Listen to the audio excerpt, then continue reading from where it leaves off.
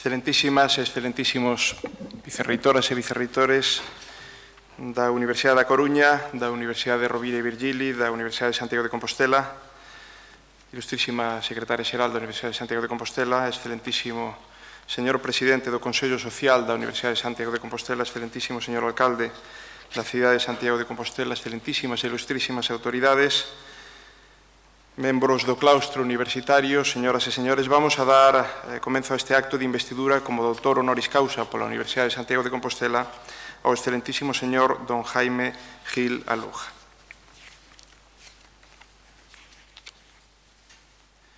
Prégolle á señora secretaria xeral, que actuará como mestre de cerimonias, que vai a buscar o padriño e o doutorando.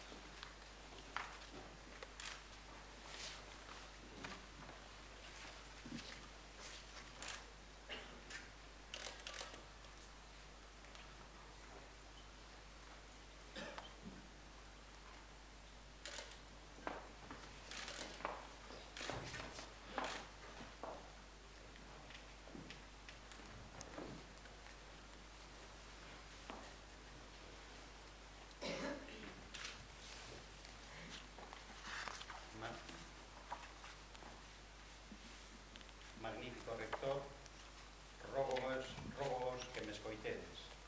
Solicito unha honra o título de doctor para esta universidade para don Jaime Gil Aluja. Os seus méritos, seu magisterio e as súas obras falan por él. Como unha honra en prenda de amizade polos méritos do candidato, reciba este o que pides. Co voso permiso, señor. Concedido.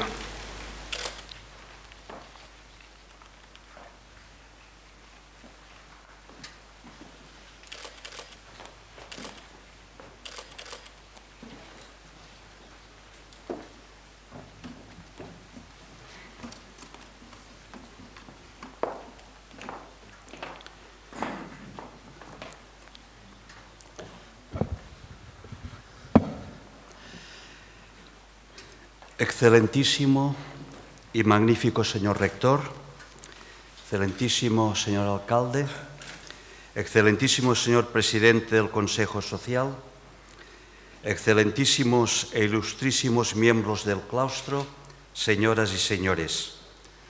Permítame, excelentísimo y magnífico señor rector, que antes de traspasar el umbral que me separa del claustro de esta venerable universidad, me detenga unos breves instantes para expresar el profundo agradecimiento que siento en estos solemnes momentos en los que, por su benevolencia y por el consenso y voluntad de los profesores de los departamentos de Economía Financiera y Contabilidad, de Organización de Empresas y de Métodos Cuantitativos, así como de las Facultades de Ciencias Económicas y Empresariales de Santiago y de Administración de Empresas de Lugo, ha sido posible habilitar un espacio donde poder sentarme junto a tan ilustres doctores con un saber y prestigio tal que irradia en todos los continentes.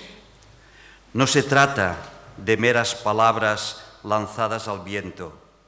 Desde hace muchos años ya llegaban a nosotros los trabajos de un equipo en el que figuraba de manera destacada el profesor Seren Barro, cuyas investigaciones, aun cuando centradas en un área de conocimiento distinta a la de nuestras inquietudes, se sustentaban en los mismos principios y buceaban en el mar de la ciencia, impulsados por idénticas inquietudes. Y ello en unos momentos en los que era difícil encontrar siquiera el respeto para los nuevos hallazgos conseguidos a costa de muchos esfuerzos.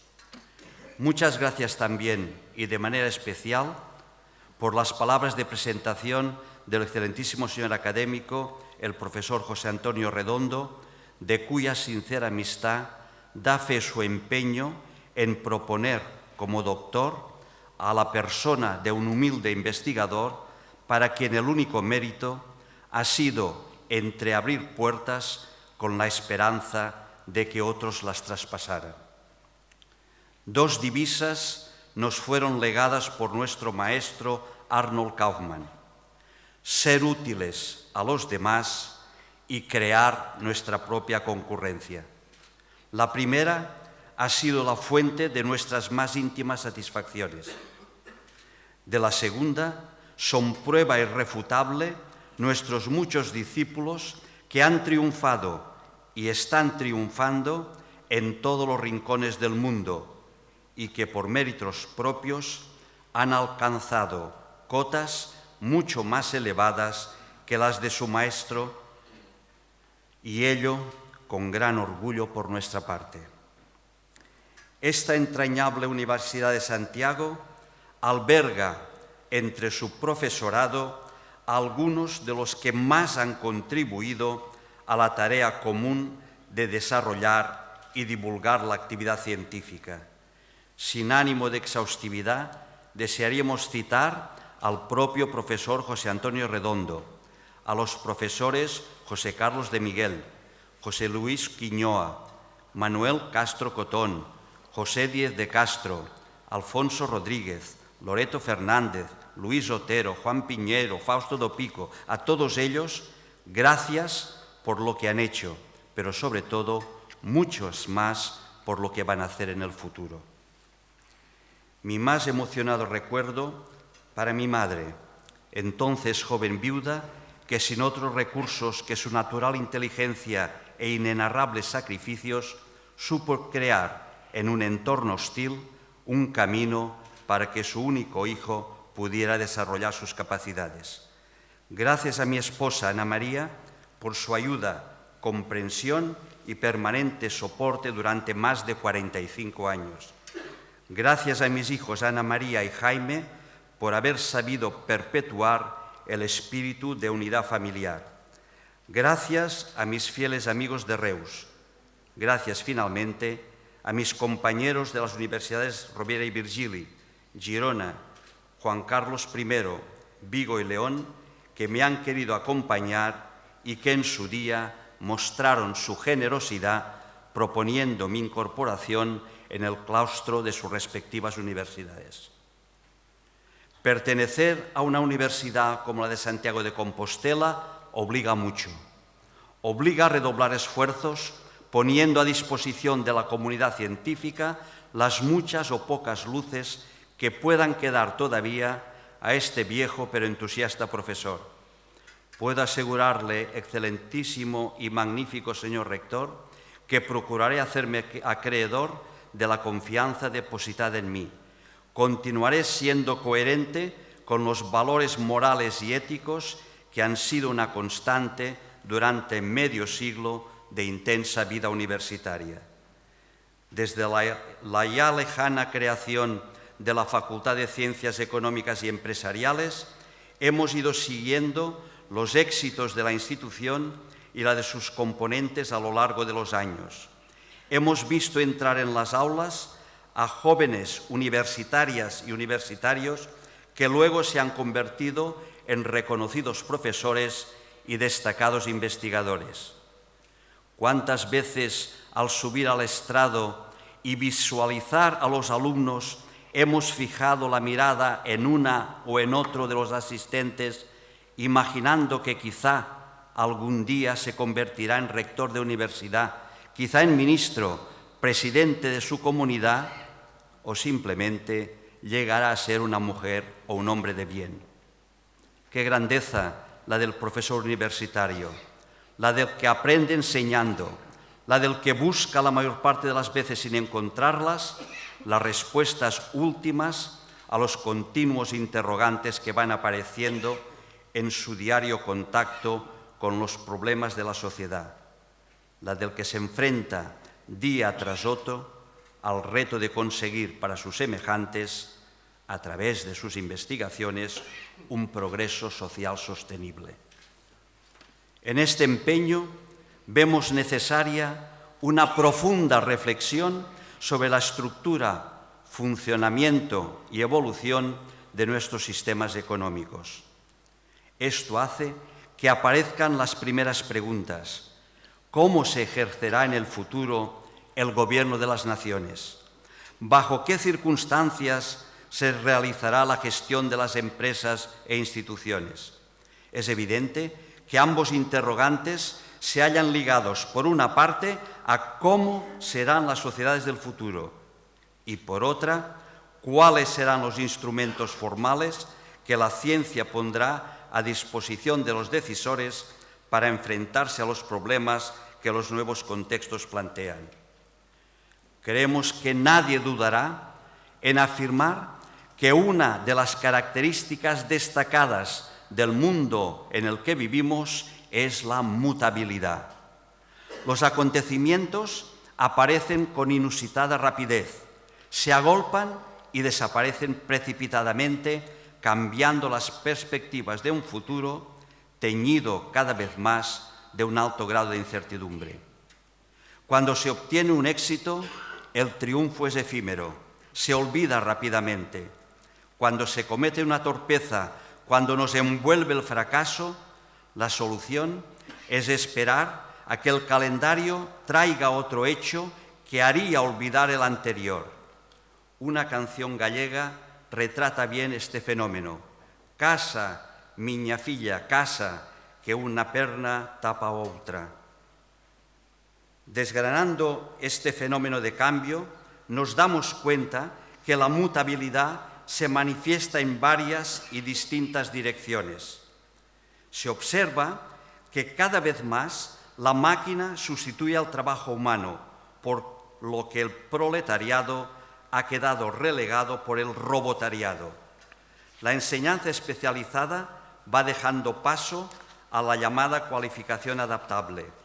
La información se está multiplicando hasta límites impensables. Ahora el problema se ha trasladado a saber filtrarla e interpretarla. Como contrapunto, aparece el fenómeno de la mundialización, que se manifiesta por un acercamiento geográfico desde una perspectiva temporal, ya que las distancias se recorren en un intervalo de tiempo cada vez más corto. Tiene lugar también un proceso de homogeneización tanto en los hábitos, gustos y costumbres de personas y núcleos poblacionales como en los idearios sociales y políticos cada vez más parecidos. Observamos en no pocas ocasiones que la diferenciación se percibe más por las personas que por los programas de los partidos. Ante este estado de cosas nos preguntamos, por una parte, ¿hacia dónde vamos? ¿Cuáles van a ser los futuros escenarios en los que se van a ejercer nuestras habilidades? Y por otra, ¿será posible mantener los principios aceptados tradicionalmente como soporte de las investigaciones económicas de mañana? ¿Continuarán siendo válidas las técnicas seculares utilizadas desde tiempo inmemorial para la solución de los problemas de hoy? Y para terminar, ¿existen esperanzas fundadas de encontrar una luz que guíe la voluntad investigadora hacia nuevos horizontes? No cabe duda que un cambio en profundidad no es posible sin pasar previamente por el conocimiento de las realidades que se desean formalizar. Estas realidades no se hallan situados en un mundo ideal, sino en el mundo que nos rodea, y este mundo está tan repleto de complejidades que cada vez más exige un flujo de conocimientos de las distintas ramas de la ciencia. En el ámbito de la economía, el flujo receptor ha sido observado una y otra vez a lo largo de la historia de esta ciencia. En efecto, la ciencia económica ha ido pulsando prácticamente desde sus orígenes las miradas con que los físicos observaban el universo con la esperanza de encontrar aquellas señales mediante las cuales se pudiera estimar de alguna manera los futuros escenarios de la actividad económica de las organizaciones. No es posible emprender la tarea de renovar el conocimiento económico sin tener plena conciencia de sus raíces, unas raíces impregnadas de mecanicismo. La incorporación de la idea mecanicista en el conocimiento científico se pierde en el alba del razonamiento humano cuando unos ojos miran al cielo y una mente se pregunta sobre el funcionamiento del cosmos. Desde Tales de Mileto, pasando por Pitágoras, Eudoxo, Apolonio de Perga y Ptolomeo, hasta Copérnico, Kepler y Galileo, se van dando respuestas a los interrogantes planteados a través de unas leyes que permiten establecer el movimiento de los astros. Para ellos, el cosmos funciona como un reloj. Pero ¿qué sucede cuando se observan los acontecimientos más cercanos, los que acontecen a nuestro alrededor? Galileo Galilei, en su diálogo sobre los dos principales sistemas del mundo, confirma la existencia de dos sistemas de leyes: un sistema de ley natural para los objetos celestes y otro sistema para los objetos de la Tierra. Fue Isaac Newton quien en 1686 realiza la síntesis entre la mecánica física y la mecánica celeste, cambiando la percepción dual con la búsqueda de un código de leyes que gobierna el movimiento de un cuerpo bajo todas las combinaciones de fuerzas. Su planteamiento es realizado desde una perspectiva geométrica. El pozo de cultura mecanicista depositada durante tantos siglos de formación del edificio científico no podía pasar inadvertido para la joven ciencia económica. Más todavía, si se tiene en cuenta que desde sus orígenes los economistas han ido mimetizando los movimientos de los físicos con la esperanza de que, reproduciendo sus esquemas, serían capaces de explicar adecuadamente las interacciones de la actividad económica de las naciones y de las empresas. Los fenómenos propios de la economía han sido estudiados considerando también los sistemas económicos como grandes mecanos. La economía, pues, lo mismo que sucedió cuando en el siglo XVIII e inicios del XIX se establecen las más celebradas leyes de la física matemática, asume un paradigma de gran alcance. Los fenómenos económicos son modelizables mediante ecuaciones diferenciales. Si el universo seguía leyes conocidas, ¿por qué no habrían de hacerlo los sistemas económicos? Modelos físicos que funcionan como un reloj, aceptación de sistemas económicos que funcionan como un reloj. Modelos físicos mecanicistas, aceptación en economía de sistemas mecanicistas. Hay que señalar, sin embargo, que esta concepción mecanicista no ha tenido una utilización universal, pues mientras la civilización occidental consideraba que el mundo funcionaba como un reloj, la filosofía oriental, y el hinduismo es un ejemplo, poseía una percepción más compleja. Así, en el pensamiento hindú, el cosmos atraviesa 3 etapas: creación, cuyo dios es Brahma; conservación, que tiene como dios Vishnu; y destrucción, con el dios Shiva. La conservación representa el orden, la destrucción, el desorden. La distinción entre orden y desorden representa 2 maneras de manifestar la divinidad: benevolencia y armonía por una parte, cólera y discordia por otra.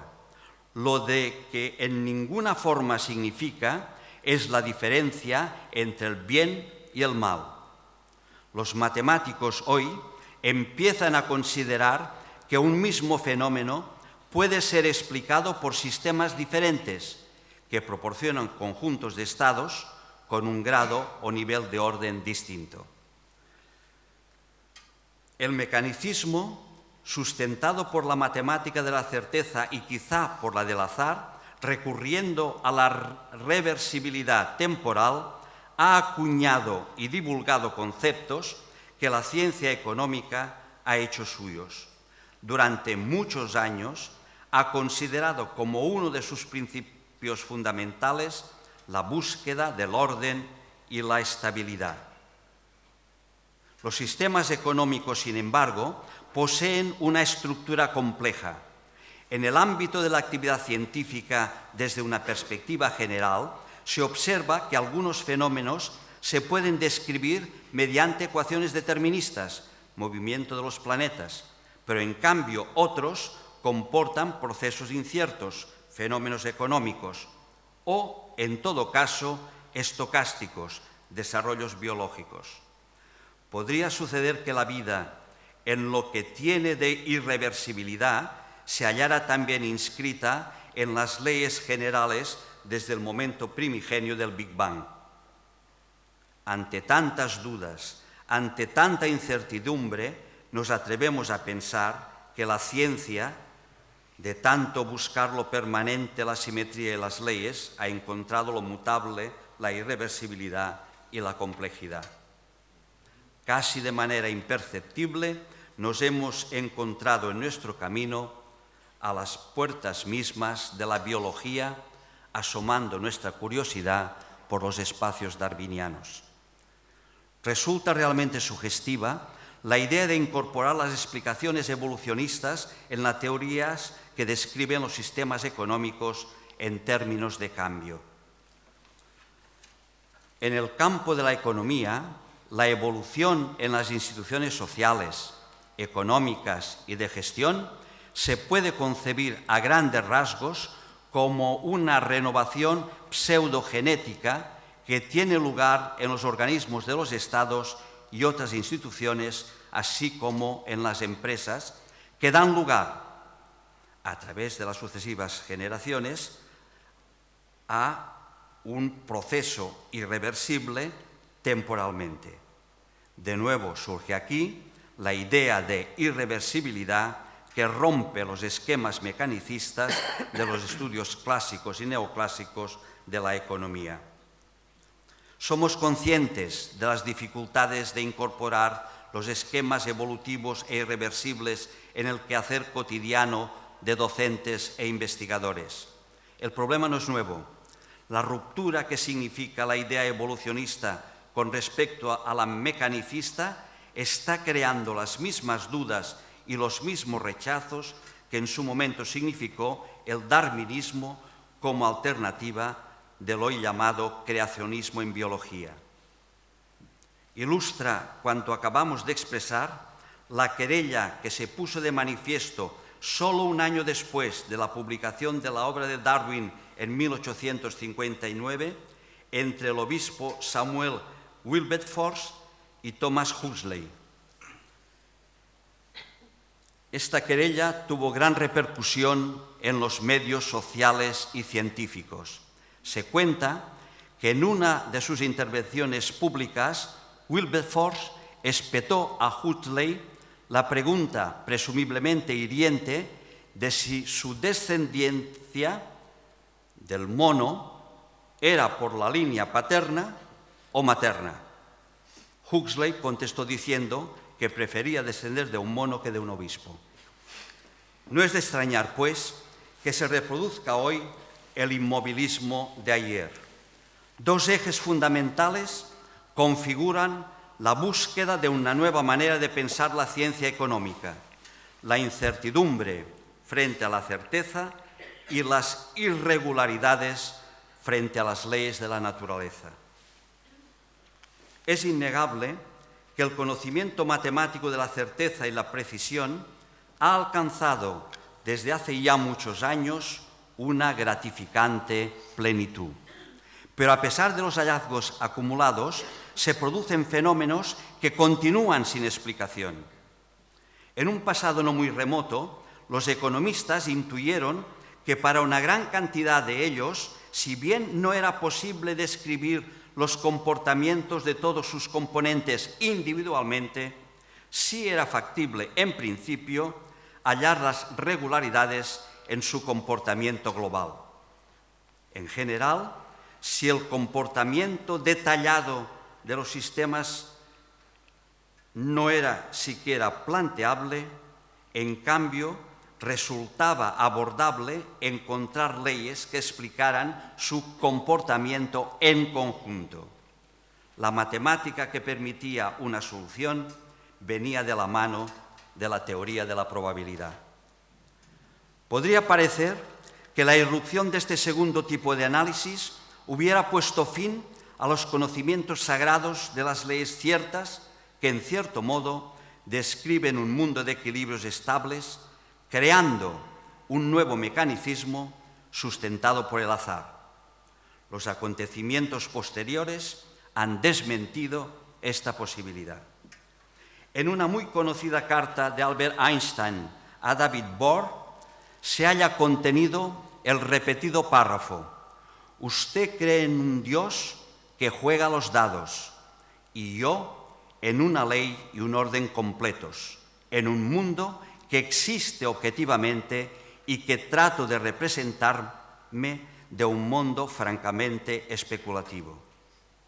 Esta afirmación podría inducir a un rechazo frontal a las leyes del azar, cuando una reflexión más meditada a la luz de sus trabajos nos inclina a pensar que para Einstein su especulación se planteaba en forma de un interrogante. ¿Qué significa entonces la expresión de Einstein, Dios no juega los dados? Si lo que quiere decir es que calcula las trayectorias, esto no modificaría el resultado del juego, ya que llegaríamos a las mismas frecuencias de los diversos estados finales. El título de una conferencia del matemático Mark Kac, How Random is Random, cuán aleatorio es el azar, expresa la sutilidad en la distinción entre certeza y azar. En todo caso, diríamos nosotros, si Dios jugara los dados, ganaría siempre. Cada vez con mayor insistencia se pone de manifiesto que en el ámbito económico resulta difícil establecer medidas de manera cierta o mediante la probabilidad. Conjunto de reglas que han constituido el soporte de los trabajos de investigación generalmente aceptadas hasta ahora están siendo cuestionadas y sustituidas por otras. Una de ellas se debe a Lotfi-Zadeh. Los desarrollos de la física y las matemáticas del caos y de la inestabilidad han propiciado, creemos, el importante hallazgo de Zadev, quien con su idea de fascisets ha permitido un fundamental cambio en el panorama de la investigación en general y en la realizada en el ámbito de las ciencias sociales en particular. Numerosos grupos de investigadores pertenecientes a universidades de los 5 continentes están trabajando en las distintas ramas del árbol de la ciencia, pero hará falta todavía una gran dosis de imaginación para romper con los lazos que nos atenazan en el pasado. Por otra parte, se observa que en el mundo que nos ha sido dado vivir, las formas que encontramos tanto en el estudio de los objetos físicos como económicos no guardan semejanza normalmente con las figuras geométricas tradicionales de la matemática mecanicista. Y esto, a pesar de las reiteradas proclamas en este sentido, desde la afirmación en 1610 por parte de Galileo Galilei en el sentido de que la matemática es el lenguaje de la naturaleza. La verdad es que la geometría de la naturaleza resulta de difícil representación mediante las formas usuales de Euclides o por el cálculo diferencial. Y lo mismo sucede muchas veces con los objetos físicos o mentales propios de la economía. Benoit Mandelbrot, en su obra The Fractal Geometry of Nature, señala que las nubes no son esferas, las montañas no son círculos y la corteza de un árbol no es lisa. Con esta idea, desarrolla una nueva matemática capaz de describir y estudiar la estructura irregular de los objetos naturales. Los fractales, igual que sucede con el caos, se asientan sobre la estructura de la irregularidad. En los dos, la imaginación geométrica adquiere importancia fundamental. Ahora bien, si en los fractales domina la geometría, en el caos, ésta se halla supeditada a la dinámica. Se podría decir que los fractales proporcionan un nuevo lenguaje susceptible de describir la forma del caos.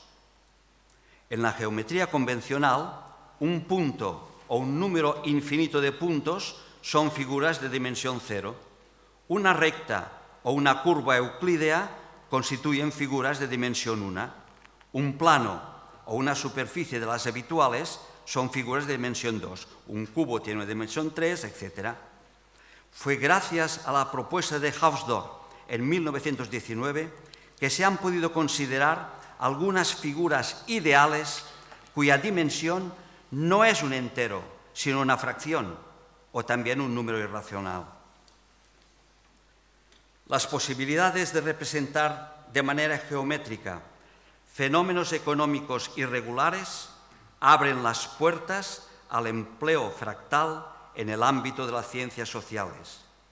La preocupación por las fluctuaciones en las bolsas no podría estimular el estudio de esta nueva geometría de la naturaleza por parte de economistas y especialistas en gestión. Incertidumbre, irregularidad y complejidad parecen ser los principales retos que las mutables realidades actuales plantean a la investigación social y económica. Durante casi 4 decenios hemos tratado de indagar en lo más profundo de cada uno de los niveles de conocimiento del edificio científico para intentar encontrar en cada uno de ellos las claves que permitieran conseguir un tratamiento eficaz de la incertidumbre. Al principio del tercio excluso hemos antepuesto el principio de simultaneidad gradual. La lógica booleana ha sido generalizada por toda una gama de lógicas multivalentes. Las matemáticas de la certeza y del azar se han completado con las matemáticas numéricas o no numéricas de la incertidumbre. Los modelos y algoritmos utilizados desde hace más de 50 años se han visto relegados o transformados a la luz de la teoría de los subconjuntos borrosos. El estudio de las irregularidades económicas es una de las asignaturas pendientes tanto en la investigación como en la docencia. Interesantes trabajos, estos sí aislados, dan fe, sin embargo, de la inquietud de los estudiosos en este campo. Se han realizado intentos de describir la optimización de carteras de valores buscando la solución a través de la geometría fractal. Han aparecido proyectos para estimar las magnitudes más volátiles de los sistemas económicos utilizando herramientas capaces de representar estructuras irregulares. Falta mucho, creemos, para conseguir un cuerpo coherente en el que poder apoyar trabajos que reúnan solidez formal y eficacia práctica. Se dice que la famosa y bella frase de Edward Lorenz, fallecido precisamente el pasado jueves, el batir de las alas de una mariposa en Brasil puede provocar un tornado en Texas. Se dice que esta frase es la representación más intuitiva del caos. Sin menoscabo del extraordinario interés de sus trabajos, consideramos que la teoría del caos va más lejos y comprende otros aspectos que el considerado por Lorenz. En los inicios de los años 90 del pasado siglo XX, a raíz de la elaboración de una obra publicada con Arnold Kaufman, pudimos comprobar la importancia de aquellos sistemas en los cuales, partiendo de unos datos precisos y de un sistema determinista, se obtenían unos resultados que no seguían una pauta reconocible. El comportamiento parecía caótico. No avanzamos más en este trabajo, pero poco después intentamos, junto con los profesores Ana María Gil Lafuente y Nicolai Oria Teodorescu, profundizar en las posibilidades de incorporar la teoría del caos al tratamiento de ciertos problemas económicos. Los resultados fueron hechos públicos con la publicación de un libro y 2 artículos que fueron ampliamente divulgados. En esta etapa investigadora intentamos una confluencia entre el caos y la borrosidad. Creímos haber abierto una nueva puerta a futuras investigaciones. Hoy, con la perspectiva del tiempo, nos damos cuenta del largo camino que queda por recorrer.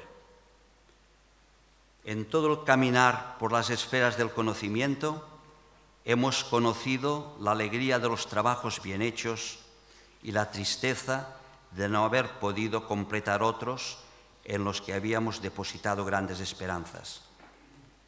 Unas palabras que Goethe pone en boca de Fausto nos vienen ahora a la memoria. Solo pude aprender que no sé nada y el alma en la contienda está rendida. Llegado parece el momento de ceder el testigo a nuevas generaciones de jóvenes universitarios para que con ilusión y esfuerzo puedan llegar hasta donde nosotros no pudimos y consigan alcanzar las más altas cotas de éxito en la tarea de llevar a nuestra sociedad hacia un futuro de progreso social sostenible. Muchas gracias.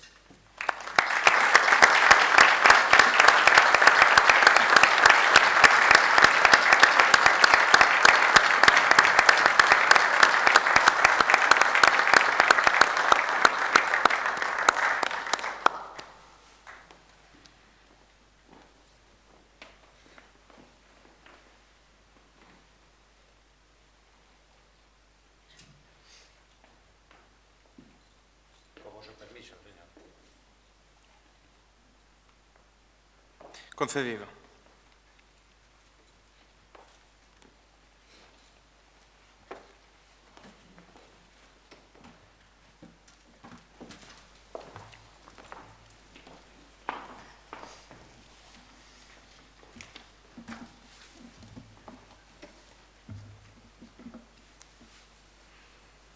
Excelentísimo señor rector, excelentísimo señor alcalde de Santiago, excelentísimo señor presidente del Consejo Social, excelentísimos e ilustrísimos señores y señores, doctores y profesores de la universidad, señoras y señores.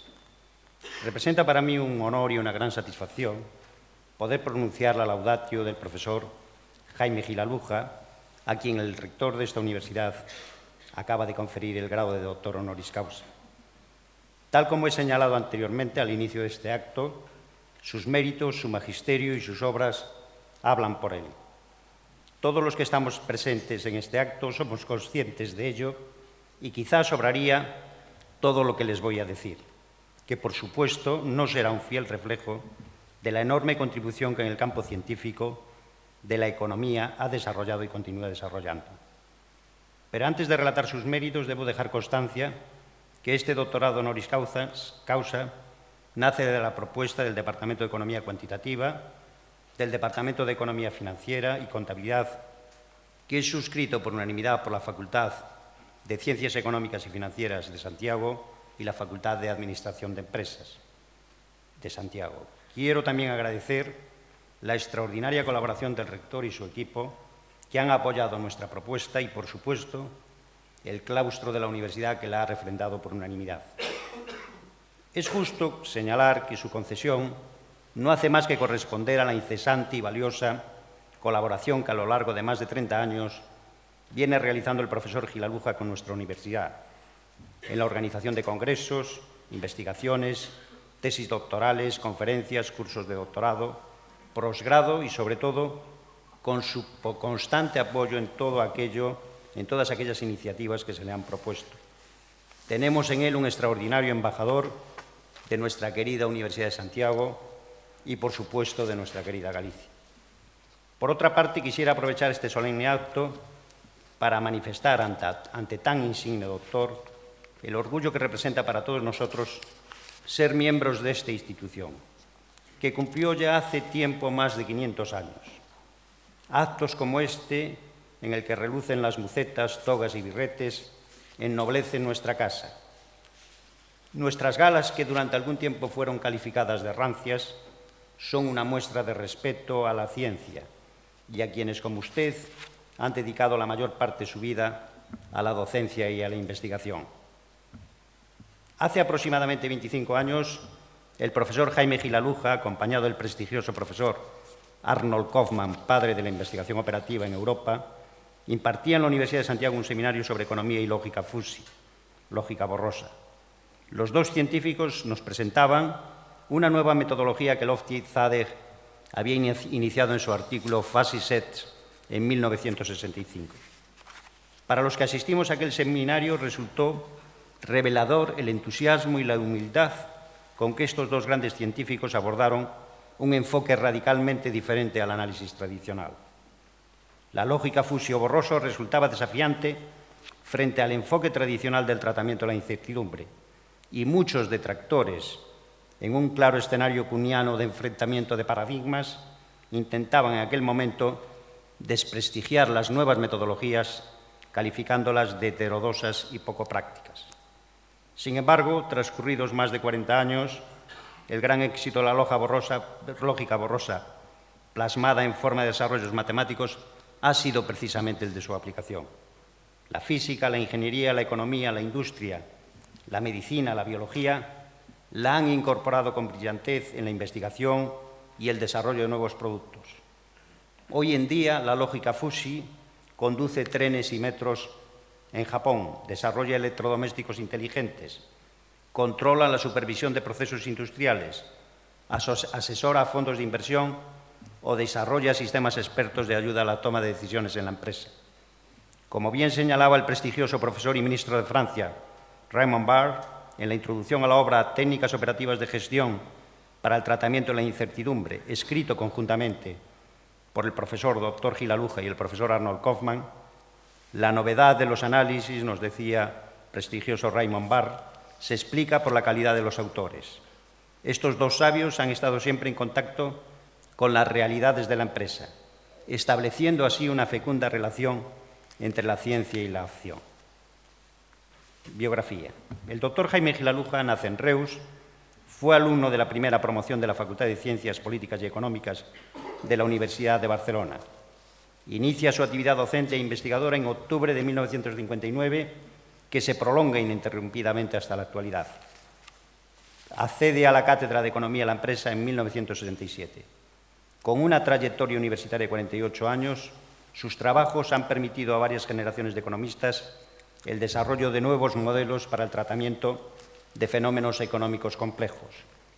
Ha dirigido y continúa directa o indirectamente dirigiendo 164 grupos de investigación en un gran número de países. Es actualmente presidente de la Real Academia de Ciencias Económicas y Financieras de España. En un ámbito puramente académico, ha sido recibido por 9 academias científicas: Rumanía, Delfina en Francia, Ciencias Naturales de Rusia, Real Academia de Doctores de España, la Academia Mundial de las Artes y las Ciencias de Estados Unidos, entre otras.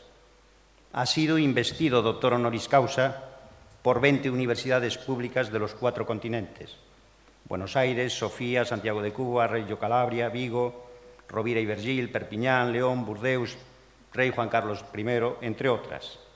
Y ha merecido un elevado número de distinciones tanto a nivel nacional como internacional, entre las que destacan la Gran Cruz de Alfonso X el Sabio, la Orden de las Palmas Académicas de Francia, la Orden del Mérito Civil de Francia, la Orden Oficial del Trono de Marruecos, la Medalla de la Universidad de Burdeos, Francia, y, como no, el escudo de oro y brillantes del Fútbol Club Barcelona, ya que ejerció durante 14 años la presidencia de la Comisión Económica Estatutaria del Barça. Suerte esta noche. Es presidente de la Asociación para la Modelización y Simulación Técnica, ANSE, con sede en Lyon, la International Society of Facts Economic and Management, SIGEF, y vicepresidente de la European Association of Managing, ADEM. Ha participado en el Consejo Editorial y Científico de 18 revistas y formado parte de 103 comités científicos.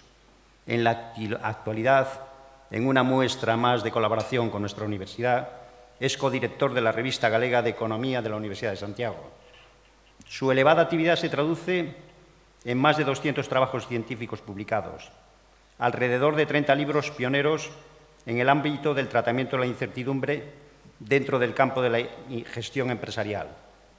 Su obra ha sido publicada en español, inglés, ruso, francés, catalán, italiano y rumano. Labor científica. Desde una perspectiva global, la aportación científica se ha centrado en la incorporación a las investigaciones económicas de nuevos elementos basados en las lógicas multivalentes, capaces de tratar fenómenos económicos complejos. Para ello ha replanteado conceptual y metodológicamente y ha desarrollado un conjunto armónico de modelos y algoritmos. Con objeto de formar un cuerpo formal coherente, ha buceado en las raíces de la estructura del pensamiento económico. La incapacidad del principio del tercio excluso para fundamentar razonamientos válidos para el estudio de fenómenos económicos complejos le ha llevado a anunciar el importante principio de simultaneidad gradual, presentado en 1996 en el Congreso SIGEF de Buenos Aires. Este principio ha constituido el punto de arranque del desenvolvimiento de nuevos operadores lógicos que han permitido desarrollar importantes elementos de la matemática numérica y no numérica de la incertidumbre. A partir del trabajo publicado en 1986 en forma de libro, se incorporan por primera vez las lógicas multivalentes al análisis y tratamiento de los problemas de gestión. De su actividad investigadora han nacido nuevas teorías y ha tenido lugar la generalización de otras existentes, entre ellas la teoría de los efectos olvidados, que nace a partir de una idea de Ramon Llull y permite establecer el conjunto de relaciones de casualidad de segundo y superiores grados que la mente humana no es capaz de realizar. La teoría de las afinidades, que constituye una generalización de las relaciones de semejanza y permite ser formalizada a través de matrices rectangulares y presentadas mediante estructuras reticulares. La teoría de los espertones, que significa un cambio profundo en el tratamiento de los problemas de agregación, dado que mediante su desarrollo es posible mantener toda la información que inicialmente aparece en los componentes, a la vez que realizar operaciones no lineales. En los últimos años ha dedicado sus esfuerzos a poner en evidencia que cada vez resulta más difícil asentar los conocimientos económicos en la concepción geométrica. Ha incorporado a los estudios de gestión la idea darwiniana con sus componentes de asimetría y reversibilidad. La diferencia realizada por Ilya Prigogine entre estructura de equilibrio y estructura disipativa con su actividad generadora entropía ha permitido vislumbrar nuevas posibilidades de desarrollar elementos capaces de comprender mejor la complejidad de las relaciones económicas. Hasta ahora los resultados han sido alentadores, como lo demuestra su último libro, en el que presenta dos líneas posibles de fusificar espacios pretopológicos y topológicos, capaces de tratar situaciones con un alto grado de incertidumbre. Profesor y maestro Jaime Gilaluja, no quisiera acabar esta laudatio sin referirme a una de sus grandes preocupaciones, que desde mi opinión lo cataloga como uno de nuestros científicos por excelencia. ¿Cómo tiene lugar la inserción del tiempo en los estudios sociales y económicos?, se pregunta. Desde Ptolomeo a Einstein, como muy bien ha señalado, la evolución del conocimiento sobre el mundo circundante y el concepto de tiempo ha sufrido cambios profundos. En su teoría especial de la relatividad, Einstein nos demuestra que el espacio y el tiempo no son absolutos, sino que dependen de cada observador y de la velocidad con que cada observador se mueve. En la relatividad general, la masa pasa a ser una curvatura, mayor o menor del espacio-tiempo. En realidad no es que el espacio-tiempo se curve por la presencia de una masa, sino que la masa es precisamente esa curvatura. Ilya Prigogine, antes citado, se preguntaba si el tiempo debutó con el Big Bang o el tiempo persistía en nuestro universo. Así, si se concibe que el Big Bang tenga su origen en una inestabilidad, implicaría que es el origen de nuestro universo, aunque no del tiempo. Entonces el tiempo no tendría ni principio ni tendría fin. En su reciente trabajo, Actitud científica sobre la complejidad, aborda precisamente estos problemas del tiempo desde una óptica económica. Para el doctor Jaime Gilaluja, en el ámbito económico se dan multitud de fenómenos irreversibles, la mayoría. Existe, por tanto, una asimetría de los objetos en el tiempo, aunque no una asimetría en el tiempo. La economía ha aceptado que son igualmente reales pasado, presente y futuro. Reversibilidad y marginalismo han caminado juntos durante casi un siglo. Sin embargo, la realidad es que la ciencia económica, de tanto buscar lo permanente, la simetría, las leyes, se ha encontrado lo mutable, lo irreversible y lo complejo. No se puede identificar, como señala el profesor Jaime Gilaluja, ciencia y certidumbre, ignorancia y posibilidad. En consecuencia, la lucha contra el determinismo y la predestinación solo puede ser abordada mediante la construcción de esquemas formales portadores de libertad. Es necesario resaltar también, finalmente, la extraordinaria labor que el profesor Jaime Gilaluja viene desarrollando como presidente de la Real Academia de Ciencias Económicas y Financieras. La Real Academia, que tiene sus orígenes el 16 de marzo de 1758, cuando Fernando VI crea la Junta Particular de Comercio de Barcelona, viene realizando de la mano de su presidente una ingente labor en beneficio de la cohesión europea y en la recuperación de la cultura mediterránea. Desde su toma de posesión como presidente, la Real Academia ha asumido un papel sustancial, de la cual he sido testigo como miembro de la misma, actuando como embajadores de España en el saber económico financiero en el ámbito europeo y mediterráneo. En los últimos 4 años se han realizado sesiones conjuntas con miembros de otras academias en Rabat, Túnez, Bucarest y Roma, y recientemente en este Salón Noble. Se han creado comisiones de trabajo tales como el Grupo Franco-Hispano-Rumano, Pensar Europa, motor intelectual del proceso integrador de Rumanía. Se han integrado en nuestra academia personalidades de talla excepcional, muchos de los cuales nos han visitado en Santiago recientemente, tales como Andrea Zulay, consejero real de Marruecos, presidente además de la Fundación Analín, Mohamed Leishoubi, embajador y ministro de Argelia, Muguri Saresco, gobernador del Banco de Rumanía y ex primer ministro de Rumanía, Alessandro Bianchi, ministro de Italia, Tudorel Postolache, presidente de la Academia Rumana, Dan Aulica, embajador en la UNESCO, entre otros muchos que podríamos citar. En el 2007, en el marco incomparable de la Academia Nacional Lincei de Roma, la academia más antigua del mundo, entre cuyos fundadores estuvo Galileo Galilei, se desarrolló una sesión conjunta bajo el lema «La ciencia y la cultura en la Europa mediterránea». En las sesiones, el profesor Gilaluja señala la colaboración entre las naciones formando unidades vastas, la colaboración entre las instituciones creando redes de bienestar y la colaboración entre las personas creando canales de cultura entre los hombres, todo ello para hacer un mundo más habitable, constituye la tarea que todo científico, todo hombre de Estado, todo hombre comprometido socialmente deba abordar de manera inminente. Antes de concluir mi intervención, deseo manifestarle que usted siempre que nos advirtió de las limitaciones del principio del tercio excluso, tertium non datur, toda proposición solo puede ser verdadera o falsa y entre estos dos valores no se admite nada intermedio o tercero.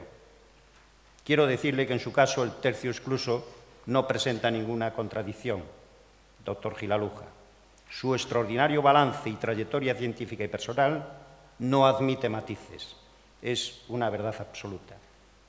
Doctor Gilaluja, quiero reiterarle el orgullo que para esta comunidad universitaria representa su incorporación como doctor, creada como estudio de gramática por don Lope Gómez de Marzoa en el año 1495 y que celebraba hace unos años su 5º centenario bajo el lema Galicia Fulget. Pues bien, siguiendo nuestro lema, debo decirle que con doctores como usted brilla nuestra universidad y brilla Galicia. Muchas gracias por su atención, señores y señores. He dicho.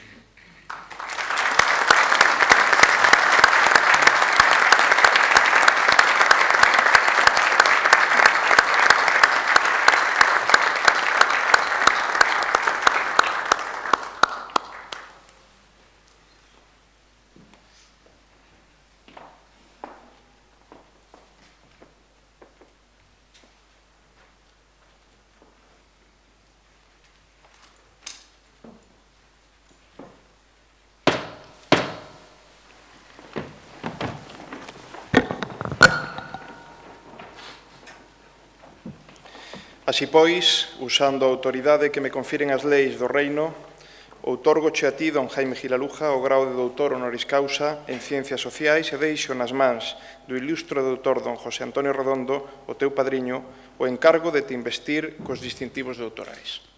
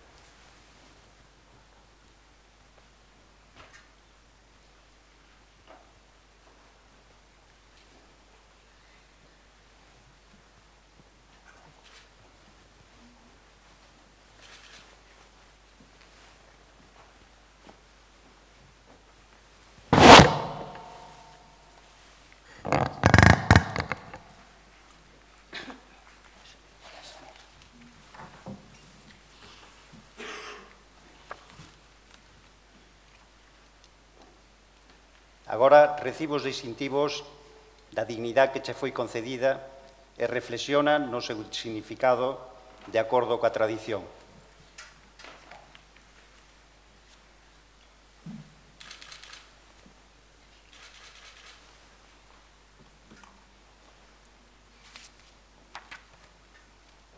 Que este nobre birrete sexa para ti como a coroa de loureiro que cinguía a cabeza dos vencedores ao remate dos certámenes.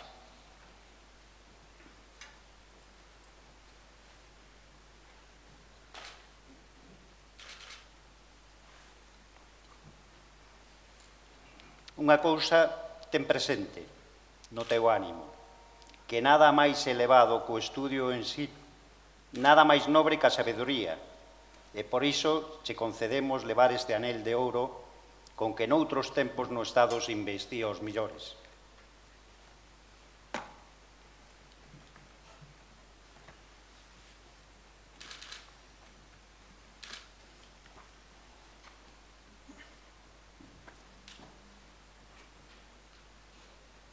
Entregámosche un libro relacionado cos estudios da nosa facultade, aberto e pechado, e sabe que ten o dereito de explicares e interpretares, tanto este como outros semellantes, desde unha cátedra da universidade.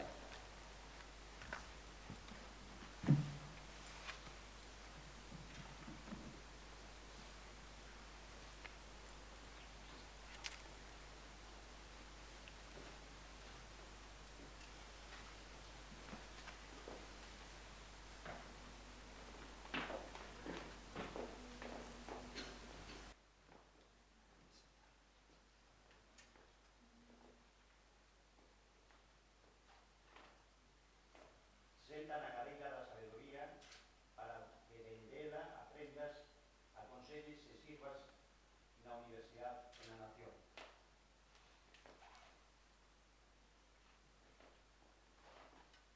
E de canto nos alegramos, en nome de todo o claustro de doutores, por esta dignidade que acabas de conseguir. Sírvate de testemunho este novo abrazo.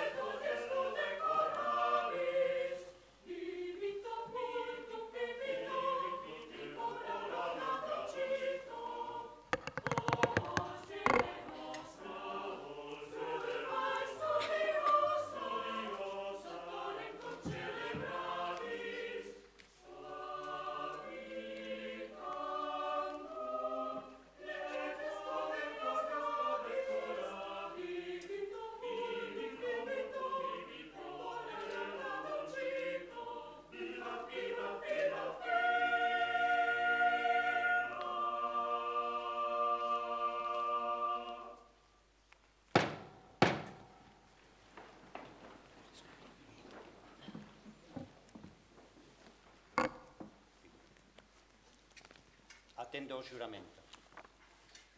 Xura cumprir o que segue.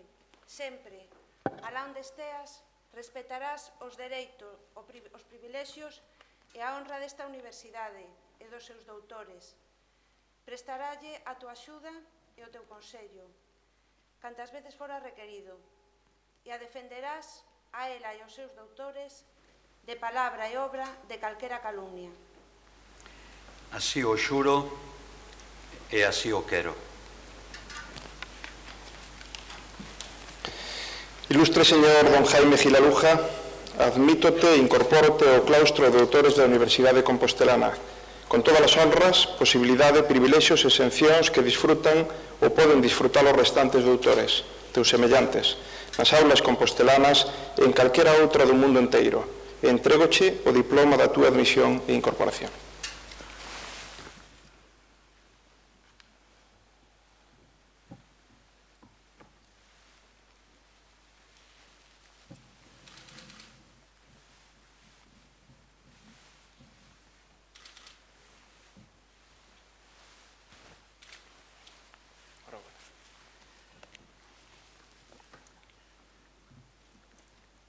E eu repítoche a ti e a todos os outros doutores co meirán de afecto as máis cumplidas gracias.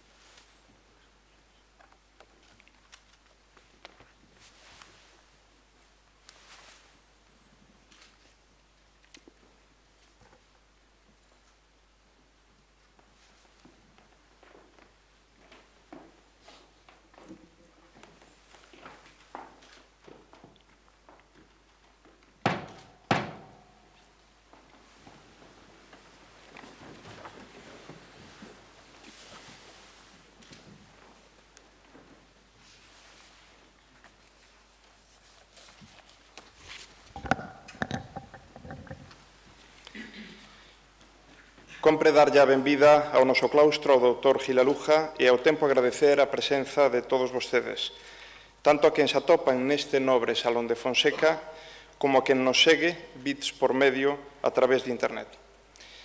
O pasado 1 de abril foron investidos honoris causa os doutores Nair e Estute. Foi a primeira retransmisión en tempo real pola rede dunha cerimonia de investidura de honoris causa, permitindo así que se puidese seguir aquel solemne acto na distancia. Tamén o latín deixou de ser obrigatorio no descorrer do ceremonial. A concesión do doutoramento honoris causa aos doutores Nair, Estute e Gil Aluja foi acordada no pleno do claustro do pasado 19 de decembro de 2007. Que ratificou así a proposta feita previamente polo Consello de Goberno.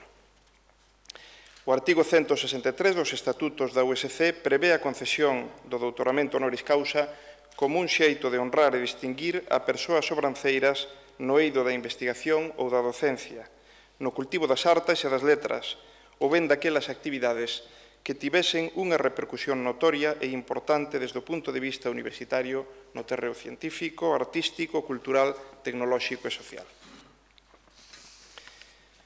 A laudatio do profesor Gil Aluja, feita polo seu padriño, o profesor doutor don José Antonio Redondo, reflectiu os excepcionais méritos académicos do novo honoris causa, pero tamén nos trasladou parte dos que atesoura como persoa. O doutor Aluja é unha desas persoas excepcionais da academia que, lonxe de pecharse en despachos e laboratorios, sabe sumar á docencia e investigación innumerables proxectos colectivos, ás veces concretados no ámbito máis íntimo das persoas e outras no máis público das relacións institucionais con universidades, asociacións e academias científicas e incluso con representantes gobernamentais de países de todo o mundo, sendo un dinamizador permanente de iniciativas nas que, en moitos casos, dunha ou outra forma, a nosa universidade estivo moi presente.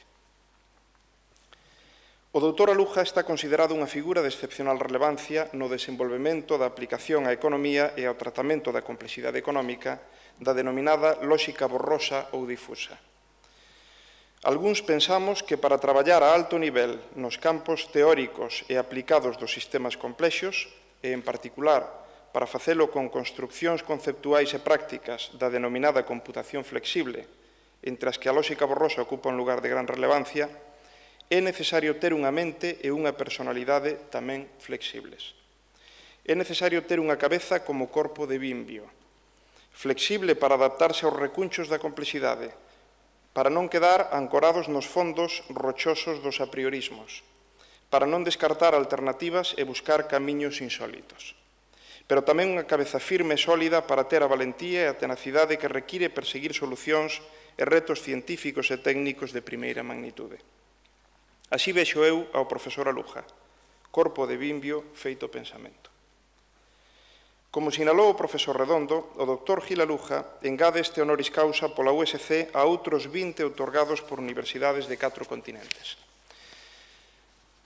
Pero podo asegurarlles que non se trata para el dun honoris causa máis. E non o digo baseándome únicamente nas palabras do profesor Aluja, coas que en varias ocasións certamente me trasladou privada e públicamente a excepcional satisfacción e honra que lle producía este honoris causa. Digo tamén por unha aparentemente simple razón, aínda que complexa nas súas raíces. En xeral, tendemos a valorar por riba de todo o aprecio daquelas persoas que máis queremos e o mesmo ocorre coas institucións. Poucos recoñecementos son máis queridos que os que nos otorgan quen sentimos próximos ás nosas vidas, por razón de nacemento, de adopción ou de opción. Na medida en que esta universidade nosa leva moitos anos sendo tamén parte da vida e obra do doutor Aluja, entendo perfectamente que o feito de que agora a Academia de Fonseca, Lope de Marzoa e Muros lle devolva parte do que el nos leva dado, eso e, sobre todo, de que o faga pola vía da súa máis alta distinción académica, ten que supor para o insigne profesor Gil Aluja un moi especial motivo de orgullo e satisfacción. Orgullo e satisfacción especiais supón o acto de hoxe tamén para os departamentos de Economía Cuantitativa, Economía Financeira e Contabilidade, dos que partiu a proposta de honoris causa, e para as facultades de Ciencias Económicas e Empresariais e de Dirección e Administración de Empresas que apoiaron sen dilación e con entusiasmo a proposta. E tamén para o conxunto da USC, pola incorporación á nosa comunidade universitaria de tan excepcional académico e persoa. Doutor Gil Aluja, o claustro ao que hoxe se incorpora vostede é unha é o dunha universidade que por centos de anos ven desenvolvendo o seu magisterio co obxectivo da mellora constante. É o dunha universidade que desde hai décadas ven acentuando o seu perfil de institución tamén de investigación. E é, finalmente, o dunha universidade que non só quere sobrevivir con dignidade no escenario global da terceira misión das universidades, senón que quere ser líder neste empeño e consolidar a súa posición actual de referente nacional e incluso internacional. Saben moitos dos que aquí se atopan e dos que nos están seguindo a través de Internet que esta universidade acuñou e defende con valentía e moito énfase o concepto de emprendemento integral responsable. Con el queremos definirnos no contexto da terceira misión das universidades, que se engade, ou mellor, que reforza, as misións docente e investigadora. Este compromiso de expandir a educación superior e a investigación, tanto en extenso como en intenso, falando de compromisos económicos, sociais e ambientais, supón reinventar en ocasións a universidade, repensala outras e ampliar os seus compromisos as máis das veces. No moito máis amplo cadro do emprendemento integral responsable, quero destacar nestas as miñas palabras o emprendemento económico, en parte tamén metaemprendemento, entendido, en todo caso, de forma integral e responsable co ambiente e coas persoas. Non é a primeira vez que me dirixo a vostedes informando e valorando algunhas das iniciativas máis singulares do noso programa de emprendemento Uniemprende. Faleilles de algunhas das argolas máis lustrosas da xa longa cadea do noso programa de creación de empresas derivadas da actividade investigadora. Entre estas argolas, quero hoxe recordar a Unirrisco Galicia, primeira sociedade xestora de fondos de capital risco creada desde unha universidade do Estado español.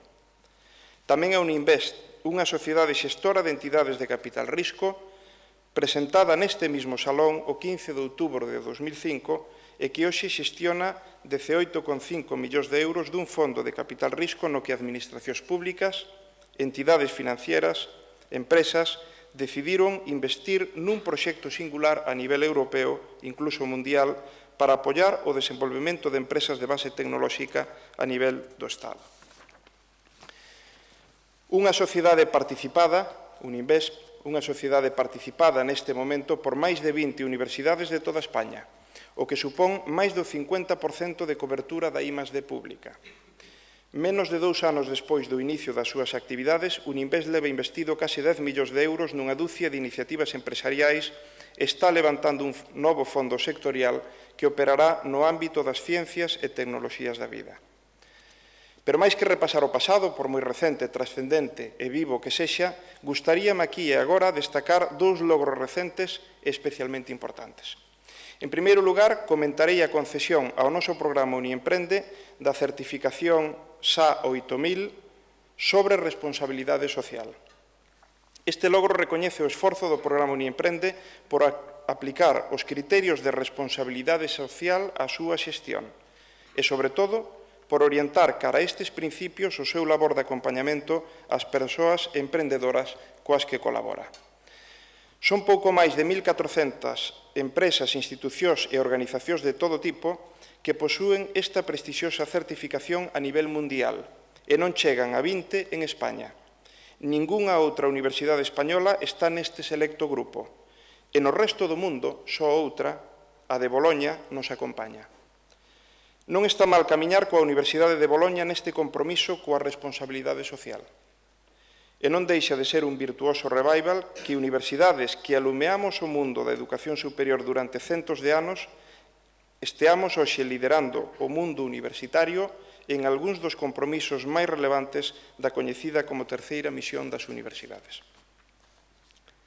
Por outra parte, hai poucas semanas o profesor Carlos Hernández, principal responsable intelectual e de execución do programa Uniemprende, e quen lles está a falar, acudimos a Colombia para ultimar a creación de Uninvest Colombia.